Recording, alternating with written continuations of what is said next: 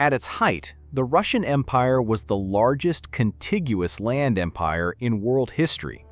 From Poland in the west to the Pacific in the east, and even across the ocean to Alaska, it stretched across 11 time zones. On a map, it looked unstoppable, as if the world itself could barely contain it. And yet, in 1917, this colossal empire collapsed in a single year. How could something so enormous vanish so quickly? The answer is not only in revolutions or wars. It is hidden in the very streets of St. Petersburg, in a detail so ordinary that tourists pass it every day without realizing what it reveals. At first glance, it is just architecture. But when you understand its meaning, the entire story of the empire, its rise, its brilliance, and its collapse, comes into focus. This is Armchair Archaeology. Stay with me until the end, when we uncover the small but fascinating clue that explains why the Russian Empire's grandeur was built on fragile ground. If you enjoy peeling back quiet clues from the past with a calm, curious lens, subscribe and tap the bell so you don't miss our next dig into hidden history. The Russian Empire officially began in 1721, when Tsar Peter I, remembered as Peter the Great, declared himself Emperor of all Russia. Before this, Russia was a sprawling tsardom, immense in territory, but dismissed by much of Europe as a medieval outlier. Peter was determined to change that image. To him, Russia could not simply be large, it had to be modern and respected. Eager to learn, he traveled through Europe in disguise, working in Dutch shipyards and studying the sciences that fueled Western power. When he returned, he set about forcing transformation. Nobles were ordered to shave their beards and swap traditional robes for European coats. The Orthodox Church resisted, but Peter pressed on, convinced that appearances could reshape how Russia was seen abroad. But appearances weren't just for people. They were about to be stamped onto entire cities. His boldest step was the creation of a new capital. On the marshes of the Neva River, St. Petersburg rose from mud and water. Tens of thousands of peasants, soldiers, and prisoners labored in brutal conditions. Entire forests of oak and pine were cut down to create wooden piles driven into the swamp to support streets and palaces. Workers often sank waist-deep in water as they toiled, and thousands died from exhaustion or disease. Yet slowly, a city of canals, avenues, and monumental facades took shape. St. Petersburg was more than a political center. It was a declaration that Russia was part of Europe's story, but it also revealed a pattern. Behind the shining facades stood unfinished walls, and beneath the boulevards lay unstable swamp soil. The city embodied the paradox of the empire itself, magnificent on the surface, but fragile underneath. From that moment forward, Russia carried the grandeur of an empire whose foundations, like its new capital, were never as solid as they appeared. Once Peter the Great declared Russia an empire, expansion became its defining mission. Unlike Britain or Spain, which built overseas empires by sea, Russia grew mostly over land. Its armies marched across frozen forests, steppes, and deserts, absorbing neighbors piece by piece. By the 18th century, Siberia had been claimed, and the empire's frontier reached the Pacific. Soon, Russian ships were planting flags in Alaska, showing that this land-based empire could also cross oceans. At first glance, Siberia seemed barren, an endless stretch of snow, forest, and tundra. Yet to the empire, it was a gold mine, not of metal, but of fur. Sable pelts became one of the most prized commodities in European markets, earning Siberia the nickname soft gold. Forts and trading posts sprang up along the rivers, while settlers pushed further east, often clashing with native peoples. By the 19th century, the scale of conquest was almost beyond comprehension. Russia controlled more than 1/6 of Earth's landmass, stretching across 11 time zones. To put that in perspective, the empire was larger than the entire surface of the moon visible from Earth. On maps, it looked unstoppable, a giant swallowing kingdoms whole. But the cost of size was constant tension. In the Caucasus, fighters like Imam Shamil led decades of resistance. In Central Asia, centuries-old khanates were dismantled and absorbed. To the west, Poles, Finns, and Lithuanians were folded into an empire that demanded loyalty but rarely offered equality. Governing so many peoples speaking dozens of languages required both immense force and unyielding control. Expansion made Russia the largest continuous empire in history, but it also made it fragile. Every new frontier added glory, yet each conquest carried within it the seeds of unrest. The empire's reach was vast, but its grasp was never secure. The Russian Empire relied not only on armies and territory, but also on a strict social order that kept millions of people in their place. At the bottom stood the peasants, most of them bound to the land as serfs. Serfs could not freely leave their estates. They were tied to noble landowners who could buy, sell, or trade them along with the soil they worked. For these peasants, empire meant endless labor and generations locked into the same fate. Think of serfdom as hereditary debt bondage. A peasant's life was tied to the land and could be traded like property. Above them sat the nobility. They were a small elite, rewarded for their loyalty with privileges and vast estates. In return, nobles were expected to serve the state, either in the military or in government posts. The Orthodox Church reinforced this hierarchy, presenting the Tsar as God's chosen ruler and urging obedience as a religious duty. But the empire was not a single culture. It contained Poles, Finns, Tartars, Jews, Armenians, and dozens more. Each group carried its own languages and traditions. The state responded with both repression and selective tolerance, demanding loyalty while often trying to impose Russian language and orthodoxy. The contradictions of this system appear clearly in daily life. In villages, peasants lived in wooden huts, farming with tools that would have looked familiar in the Middle Ages. In St. Petersburg, only a few hundred miles away, nobles filled glittering palaces with imported chandeliers, hosted balls in French, and read the latest ideas from Paris. A single empire held both medieval poverty and Enlightenment sophistication at once. This divide shaped the empire's destiny. It could function only by holding two incompatible worlds together. One part of Russia lived centuries in the past. The other imagined itself modern and European. That constant friction kept the empire turning, but it also guaranteed eventual rupture. If the contrast between glittering facades and fragile foundations fascinates you, I dive deeper into St. Petersburg's hidden building tricks, Siberia's soft gold, and other quiet technologies in our companion ebook, Secrets of the Ancient World: Mysteries, Technologies, and Lost Civilizations. The link is in the pinned comment.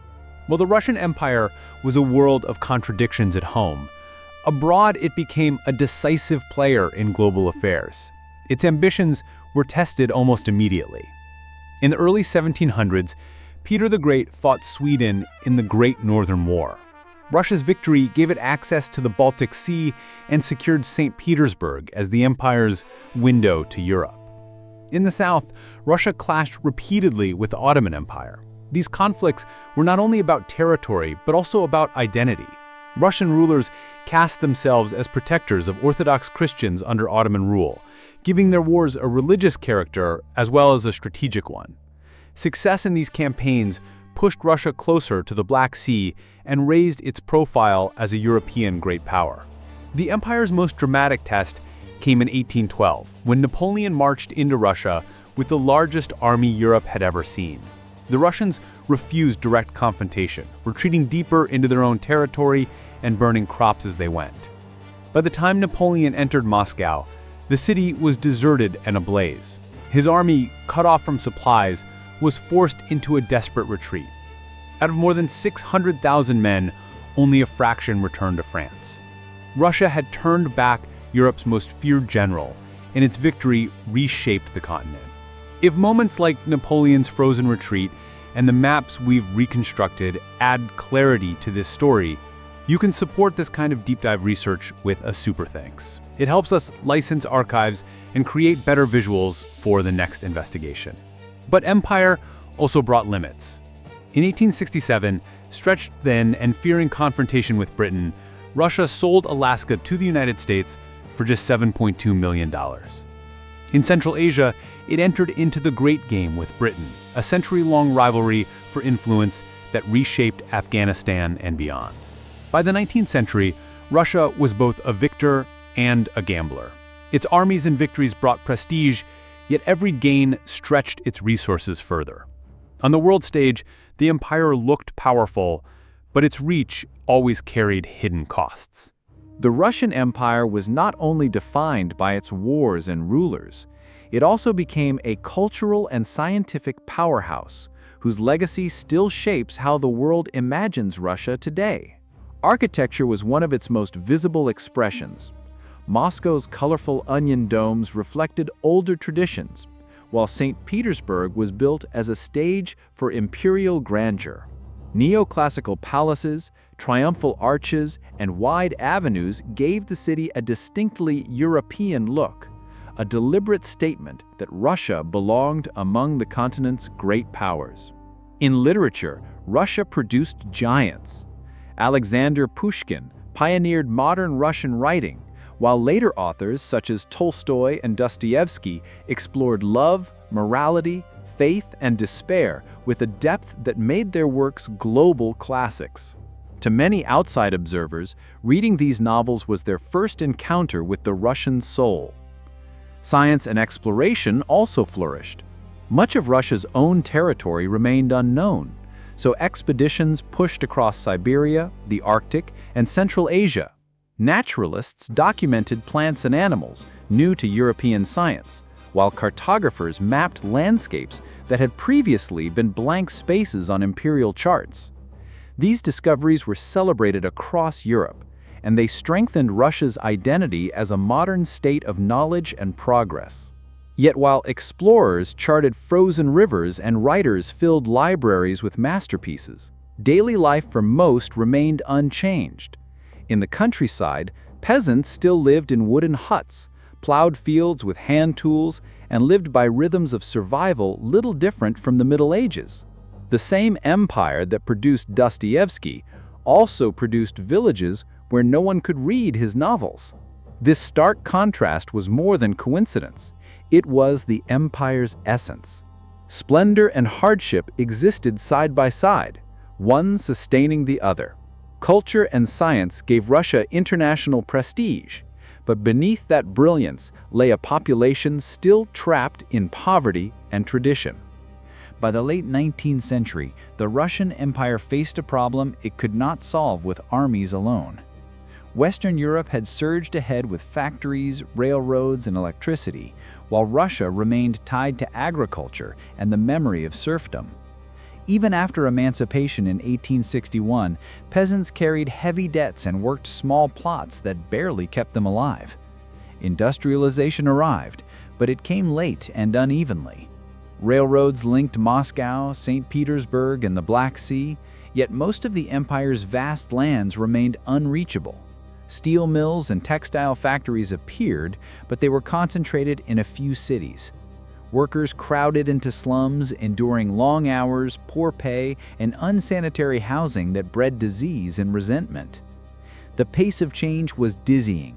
Between 1890 and 1913, Russia's industrial output more than tripled, one of the fastest growth rates in the world.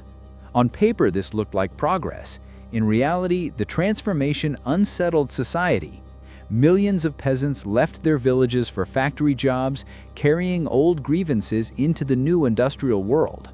Revolutionary newspapers and secret gatherings turned discontent into political demands. The ruling class struggled to adapt. Nobles feared the loss of their privileges, and the government clung to absolute power. At the same time, new groups were rising. Workers demanding rights, middle-class professionals calling for reform, and radicals plotting revolution. The empire now contained two worlds. In the countryside, life moved at medieval rhythms. In the cities, factories pounded with the noise of modern industry. Modernization was supposed to secure Russia's place among great powers. Instead, by arriving late and moving too quickly, it created social tensions the Tsarist system could not contain. The process that promised strength only widened the cracks already running through the empire. By the start of the 20th century, the pressures of modernization and inequality were reaching a breaking point. The spark came in 1904 when Russia went to war with Japan. Confident of victory over what it dismissed as a lesser power, the empire instead suffered a humiliating defeat. Its navy was destroyed, its army routed, and its reputation shattered. The loss exposed how fragile the state had become. Discontent erupted the following year. On January 22, 1905, thousands of workers marched peacefully through St. Petersburg to present a petition to the Tsar. They carried religious icons and portraits of Nicholas II, still believing he would listen to their pleas for shorter hours, fair wages, and representation. Instead, soldiers opened fire. Hundreds were killed in what became known as Bloody Sunday. The massacre broke the image of a benevolent Tsar. Strikes spread across cities, peasants torched estates, and sailors mutinied. In some places, workers created councils known as Soviets, small experiments in self-rule that hinted at what might come later. Under immense pressure, Nicholas II offered concessions in the October Manifesto. It promised civil rights and created a parliament, the Duma, where representatives could debate laws. For the first time in Russian history, it seemed that absolute monarchy might give way to constitutional rule. Yet the reality was disappointing. The Tsar dissolved the Duma whenever it opposed him and changed the electoral system to ensure loyal majorities. The revolution of 1905 did not topple the empire, but it changed it forever. Russians had learned that protest could force concessions and that the autocracy could bend under pressure. The Tsar remained on the throne, yet his authority was weakened. The empire had survived the storm, but the foundations had been cracked. That crack didn't destroy the empire yet, but it meant the next shock could.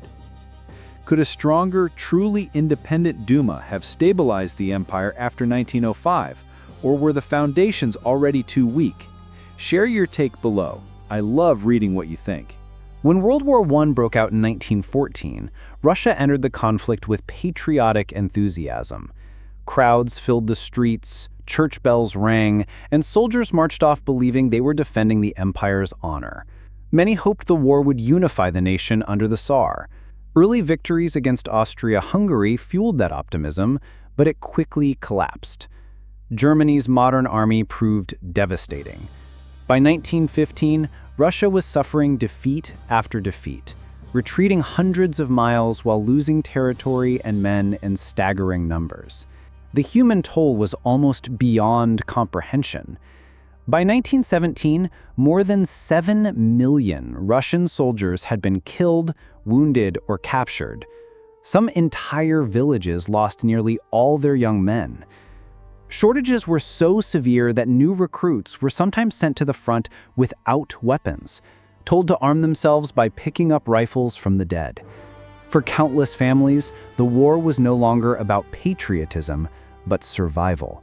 On the home front, the situation grew desperate. Railways could not keep up with demand, food supplies collapsed, and inflation destroyed the value of wages. In Petrograd, families stood in bread lines for hours, sometimes returning home empty-handed. In the countryside, peasants saw their harvests seized by the state even as their families went hungry. Nicholas II worsened the crisis when he assumed direct command of the army in 1915. Every defeat now reflected on him personally. In his absence, the government in Petrograd fell under the influence of his wife, Alexandra, and her advisor, the mystic Grigory Rasputin. Rumors of corruption and betrayal spread quickly, eroding what little faith remained in the monarchy. The war revealed the empire's fragility. Once seen as indestructible, Russia now looked incapable of feeding its people or protecting its soldiers. By 1917, the Tsarist system was hollow, and revolution no longer seemed unthinkable. For timelines, maps, and quick reference sheets on Russia's revolutions, plus parallel cases from other empires, check the companion ebook Secrets of the Ancient World: Mysteries, Technologies, and Lost Civilizations. It's an easy way to go deeper while you watch. The link in the pinned comment. By early 1917, the Russian Empire was stretched to its breaking point. Years of war had drained the treasury, food shortages plagued the cities, and morale in the army was collapsing. In February, protests over bread rations in Petrograd began as small demonstrations, many of them led by women demanding food for their families. Within days, the strikes grew, drawing in thousands of workers and students. The Tsar ordered troops to restore order, but something extraordinary happened. Soldiers, themselves hungry and weary of the war, began to defy their officers. Some fired warning shots into the air, others laid down their rifles, and many joined the crowds instead of suppressing them. In a system built on military obedience, that collapse of discipline was catastrophic. On March 15th, Nicholas II abdicated the throne. With his signature, more than 3 centuries of Romanov rule came to an end. A provisional government stepped in, promising reforms and elections. For a moment, it seemed that Russia might follow a new democratic path. Yet the provisional government made a fateful decision. It chose to keep Russia in the war. Soldiers continued to die at the front, food remained scarce, and support for the new leaders evaporated. At the same time, Soviets of workers and soldiers, councils formed during the unrest, gained influence, offering an alternative vision of power. By October, the Bolsheviks, led by Vladimir Lenin, seized their chance. They promised peace, land, and bread, and their message resonated with a population exhausted by war and betrayal.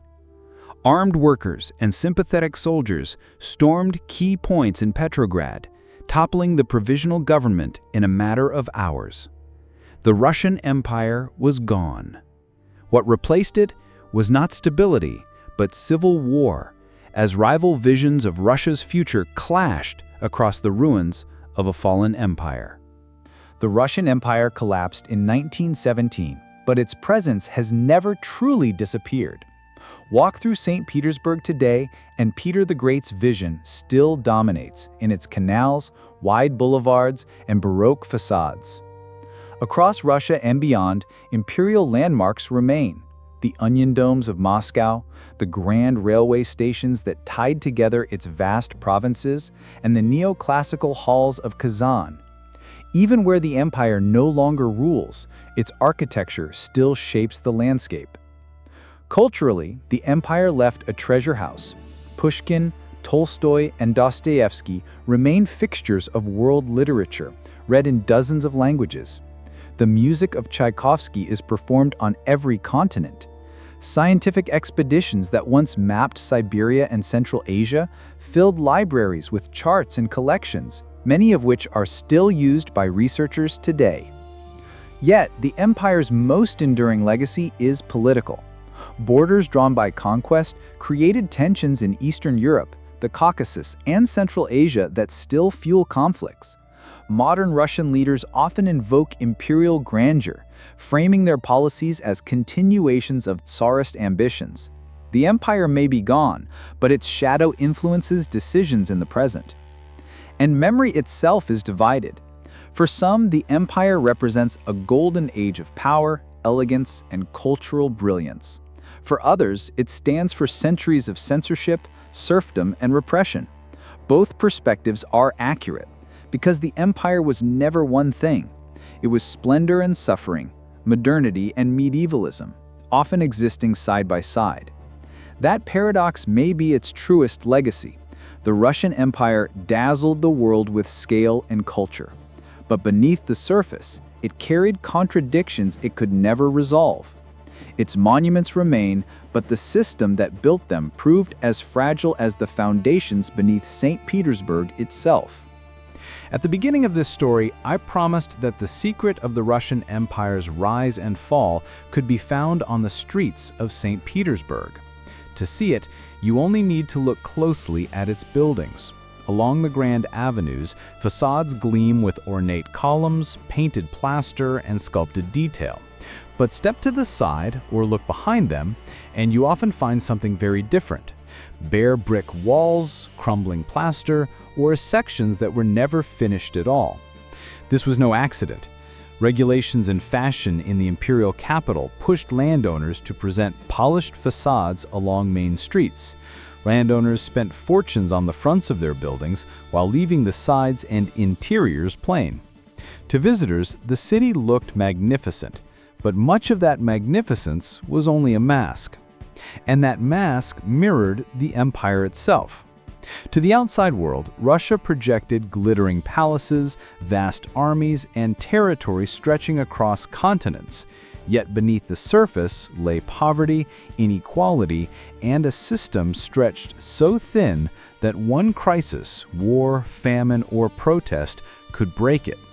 Just as St. Petersburg's facades concealed unfinished walls, the empire's grandeur concealed weaknesses that proved fatal in 1917. That may be the empire's most enduring lesson. Appearances can dazzle, but only solid foundations can last. Whether in politics, culture, or even in our own lives, what lies beneath the surface matters more than what is shown. This was Armchair Archaeology. What do you think is the empire's most lasting legacy? Its cultural brilliance or the inequalities that tore it apart? Let me know in the comments. And if you enjoyed uncovering history's hidden layers, don't forget to like, subscribe, and tap the bell so you never miss a story from the past. Until next time, keep questioning, stay curious, and remember, like the painted facades of St. Petersburg, history is always closer than it appears.